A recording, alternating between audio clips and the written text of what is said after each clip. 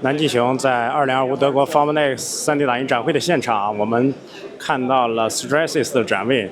在 Stratasys 展位上有一台这种大型的 FDM 的设备啊，叫 Stratasys F3300。我们来看一下，这是一台工业级的设备啊，它也是有一个多个打印头的这么一个设计啊。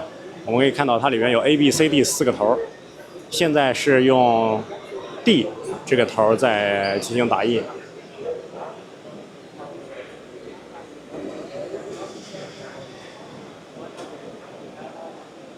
然后它4个打印头可以使用不同的材料，也可以使用不同线径的啊。现在看 D 头已经放回去了，现在又开始用 A 头进行打印。它这个打印头的切换速度还是很快的。工作人员说的话，大概需要7秒钟的时间。我们来看一下它这个打印平台里边在打印什么东西啊？看看能不能拍到。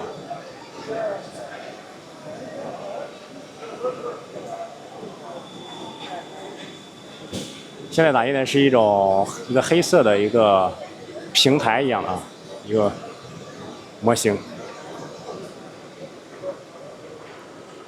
现在桌面3D 打印机都在往这个换头的方向去发展，啊，包括 SnapMaker， 包括拓竹，他们推出的这个新的设备都是多头的啊，可以更换打印头。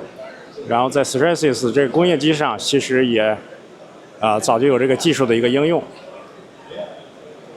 然后左边的话是它放置材料的一些储存箱。好，我们看现在又换到了 B 头啊 ，B 头在进行打印。